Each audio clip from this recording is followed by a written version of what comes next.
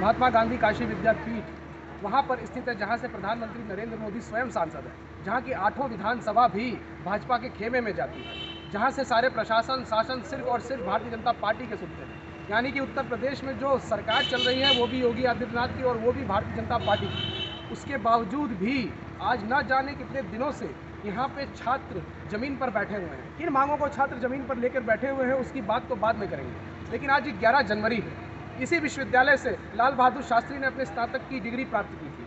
आज वो हमारे बीच में नहीं रहे। 1966 ताशकंद में जब लाल बहादुर शास्त्री हमारे बीच से चले गए थे तो उनके विचार ही कुछ आज हैं जो प्रासंगिक हैं। यही वो विश्वविद्यालय है जो महात्मा गांधी के नाम पर चलता है। यही वो विश्वविद्यालय है जहाँ पर डॉक्टर भगवान दास की लाइब्रेरी भी है, जिसमें किताबें नहीं हैं लेकिन सिर्फ नाम की लाइब्रेरी है। यही वो विश्वविद्यालय है जहाँ पर चंद्रशेखर आज़ाद भी पढ़ने के लिए आए थे। यही वो लाइब्रेरी है, यही वो विश्वविद्यालय है जहाँ से पढ़कर कमलापति त्रिपाठी ने भी अपने राजनीतिक जीवन की शुरुआत की थी। लेकिन इसके बावजूद भी आज के दौर की राजनीति कितनी निम्न कोटि की हो गई है, या फिर ये कहें कि आज के दौर की छात्र राजनीति में छात्र का बोध का पतन हो चुका है, जहाँ पर छात्र राजनीति में छात्र खुद स्वयं अपनी भागीदारी से धूल बांटते हुए दिखाई देते हैं। कुछ समय पहले यानी कि ठीक 1 साल पहले आज से यहीं पर रविंद्र जायसवाल इसी के गांधी अध्ययन पीठ में आकर के कह करके गए थे कि भारत माता मंदिर में हम 100 फीट का तिरंगा लगाएंगे, जहां पर सुबह सुबह 10 बजे ट्रैफिक को रुकवाने के बाद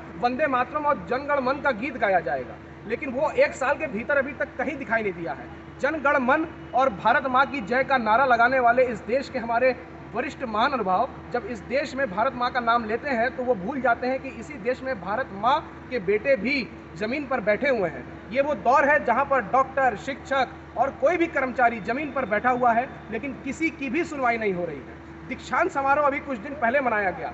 भगत सिंह यूनिवर्सिटी से माना जाता है कि यहाँ के वाइस चांसलर आए हैं, लेकिन इस विश्वविद्यालय को गोडसे की विचारधारा की तरफ जैसे लेकर जाया जा रहा है। भगत सिंह विश्वविद्यालय से आकर के यहाँ के वाइस चांसलर ने कहा कि राज्य सरकार जो है यहाँ के चीज़ों को कम कर रही है, यानी कि यहाँ पे आने वाले जो फंड है, जो बजट है, उसको कम किया जा रहा है। बजट कम किया जा रहा है, ये मान्य हो सकता है, लेकिन राज्य सरकार के अधीन आने वाले जितने भी कर्मचारी हैं, वो कर्मचारी क्या यहाँ के छात्रों की सुनवाई को मद्देनजर रखते हुए कोई कार्य करते हैं या नहीं करते हैं, ये भी देखना होगा। हमारे साथ ऐसे कुछ छात्र हैं जो आज कई दिनों से यहाँ पर बैठे हुए हैं, लगातार अनशन पे बैठे हुए हैं, अनिश्चितकालीन बता रहे हैं कि ये जब तक नहीं उठेंगे जब तक इनकी मांगों को पूरा नहीं किया जाएगा। हम इनसे बात करेंगे कि आखिर में कौन सी ऐसी परिस्थिति है इनके बीच में कि जो ये उठने को तैयार नहीं है। क्या नाम है आपका? मेरा नाम अभिषेक सर और इस वक्त मैं छात्र महामंत्री चौल छात्र संघ आप किस चीज़ का महामंत्री? ऐसे क्यों बैठे हैं आप सभी यहाँ पे?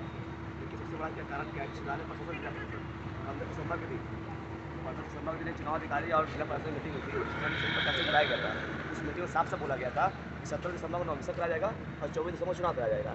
इसके मद्देनजर हम लोग सारी तैयारी करने लगे। नवमिशन भी अच्छे से हो गया, क्योंकि हर साल के भांति इस बार बहुत अच्छे से नवमिशन हुआ था। नामांकन हुआ? हाँ हुआ, सब कुछ हुआ।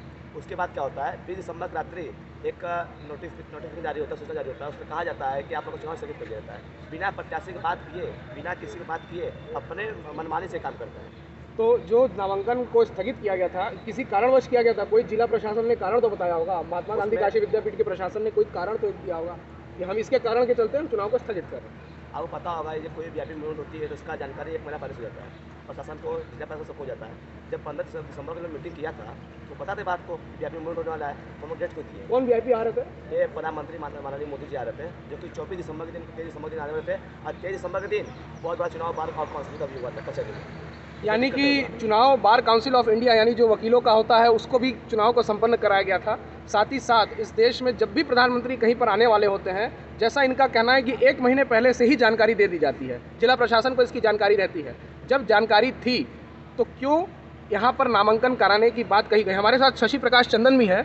शायद आप हाईकोर्ट गए थे? जी सर। क्यों गए थे हाईकोर्ट? हाईकोर्ट जाने का ये कारण था क्योंकि एक नियम है संविधान के थ्रू बनाया गया है, जो छात्र चुनाव होता है, लिंग 2 का नियम। अच्छा, लिंग 2। हाँ जी, लिंग 2 के नियम में ये है, साफ साफ लिखा हुआ है कि नामांकन कराने के बाद 10 दिन के अंदर उनको किसी भी कीमत पे चुनाव कराना ही कराना है। अगर ये नामांकन नहीं कराए होते तो मैं हाईकोर्ट नहीं जाता और शांतिपूर्ण तरीके से अपना धरना उसी स्तर पे लेकर चलता। लेकिन मेरे हाईकोर्ट जाने का यही कारण था।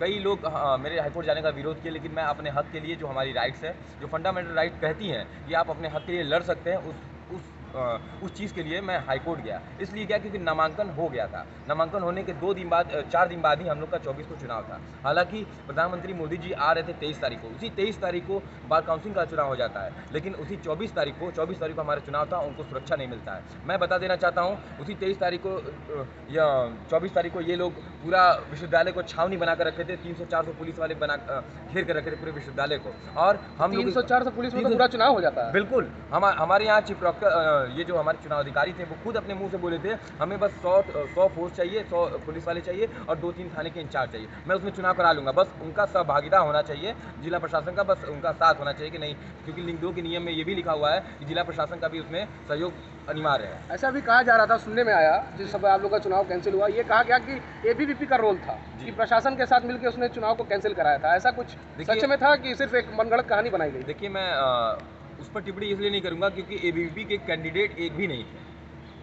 जो सिचुएशन थी कि एबीवीपी के कैंडिडेट जो यूथ है, बीजेपी का यूथ पार्टी, यूथ विंग है एबीवीपी कैंडिडेट, उसमें एक भी कैंडिडेट उनको नहीं मिले थे। ये भी उनको गलत संदेश जा रहा था कि बीजेपी के एक भी कैंडिडेट नहीं निकलेंगे, एक गलत संदेश जाएगा। विधानसभा का चुनाव होने वाला है, उसमें अगर यूथ उनके साथ नहीं रहेंगे तो एक गलत मैसेज जाएगा। इस वजह से भी कहीं ना कहीं दबाव बनाने की कोशिश की गई। अच्छा, ये कहा जाता है आमतौर पर, आप लोग भी बैठे हुए हैं इस विश्वविद्यालय में, अभी जब दीक्षांत समारोह मनाया गया तो उस दीक्षांत समारोह में यहाँ के वाइस चांसलर ने ये कहा कि राज्य सरकार धीरे धीरे करके यहाँ के बजट को कम कर रही है। बजट कम कर रही है, एक बात समझ में आती है, लेकिन जो राज्य स्तर के अधीन जो यहाँ पे कर्मचारी आते हैं, क्या कर्मचारी अपने काम ठीक तरीके से यहाँ पे करते हैं? क्या छात्र जब जाते हैं तो उनको वापस नहीं लौट कर वापस दोबारा आना पड़ता है? मैं यहाँ बता दूँ आपको, यहाँ पर जितने भी छात्र हैं, अगर एक छात्र अगर किसी कर्मचारी के पास चले जाए, कम से कम नहीं तो उसको पूरे विश्वविद्यालय का 4 राउंड लगाना होगा, पूरे विश्वविद्यालय का मैं बता दे रहा हूँ। और वही एक छात्र कुर्ता पहन के जाता है तो बता दे रहा हूँ तो काम 2 से 3 मिनट में काम होने का काम होता है। तो मतलब नेताओं से डरते हैं लगता है लोग?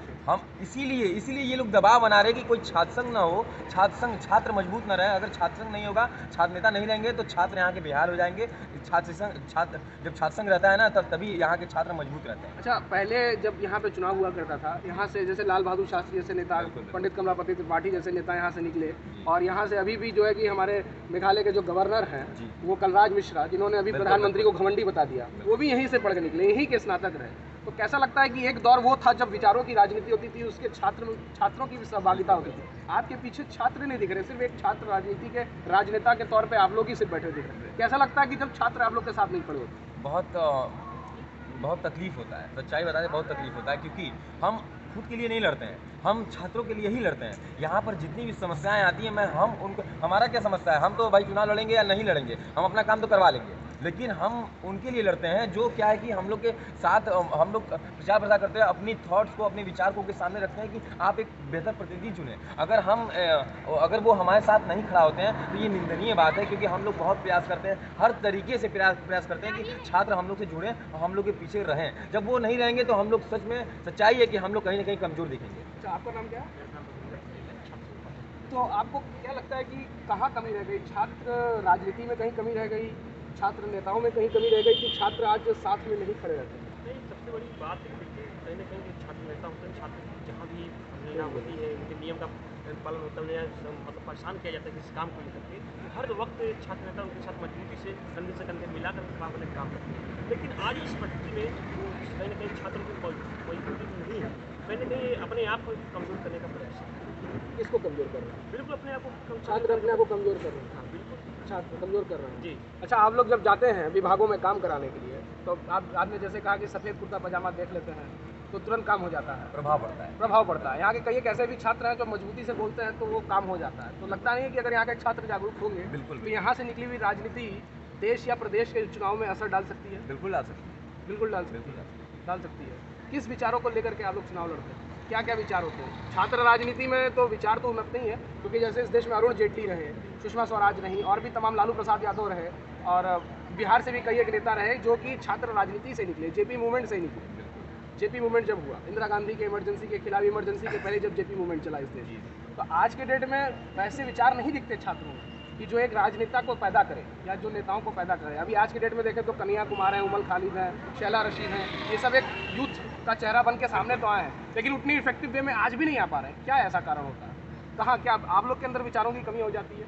देखिए क्योंकि विचार यदि मजबूत है तो लड़ाई कमज़ोर नहीं हो सकती, और यदि विचार कमज़ोर है तो लड़ाई कमज़ोर कहीं ना कहीं होती है, ऐसा लगता है आपको? नहीं, ऐसा नहीं है। देखिए क्या है कि हर छात्र नेता जब एक छात्रों का एक चेहरा बनकर के सामने आता है तो हर जी जान लगा के हर एक ऐसा प्रयास करता है जिससे कि छात्रों को जीत सके, छात्रों के मन में बैठ सके, अपनी जगह बना सके।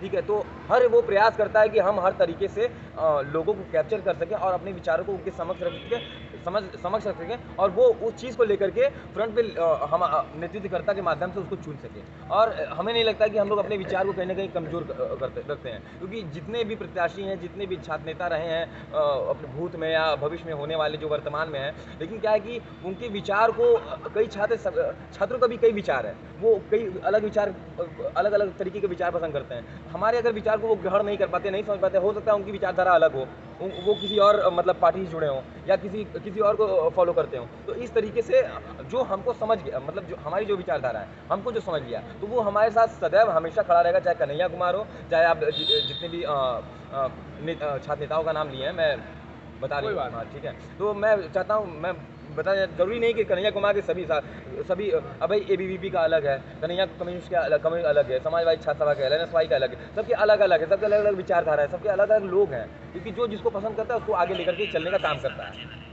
तो हमारे साथ ये कुछ विश्वविद्यालय के छात्र नेता हैं जो बैठे हुए हैं। कितने दिनों से बैठे हैं आप? 6 दिनों में आज 6वां दिन है हम लोग। बैठे रहेंगे आप लोग जब तक नहीं माने चुनाव? हाँ बिल्कुल। मैं आपको अवगत करा दूँ, हाँ। कल शाम में हम लोग करीब 6 बजे उससे मिलने के लिए चुकौती का बोर्ड आया, चीफ डॉक्टर आए थे? मात्र 2 मिनट के लिए, और वो कहना क्या है कि आप कोविड का नियम पालन नहीं कर रहे हैं। और उन्हें शर्म नहीं आ रही है कि वो करीब 5 दिन से पहले बैठे हुए थे, कि बार बात करने नहीं आए, पूछने में नहीं आए कि हम लोग कंप्लाइंट करने बैठे हुए हैं। और हम लोग का लगातार प्रशासन दबाव बनाना पड़ा, जो भी न्यूज़ वाले हैं सबसे बोलना पड़ा कि हम लोग मिलने आते, लोग मिलने की है अपना सिर्फ कोरम पूरा जिला कोरम पूरा करने के दौरान यहाँ के चीफ डॉक्टर आके मास्क की अनुमति देना न देना प्रदान करने की बात करके चले गए, लेकिन शायद वो नहीं जानते हैं कि इसी देश में प्रधानमंत्री जी भी कई जगह मास्क लगाते हुए नहीं दिखते हैं। तो मास्क लगाना तो एक अलग चीज़ है, लेकिन इनकी सुनवाई न करना ये सीधे सीधे दिखाता है कि कहीं ना कहीं प्रशासन और इस देश में जो सत्ता दल पार्टी है वो मिली हुई है। कब तक ये बैठे रहेंगे ये देखना होगा। हम फिर आएंगे इनके बीच आने वाले समय में, लेकिन ये देखना होगा कि कब तक ये बैठे रहेंगे, कितनी इनकी अंदर इच्छा शक्ति है कि जो ये अपनी बातों को मनवा लेंगे। बहुत बहुत धन्यवाद।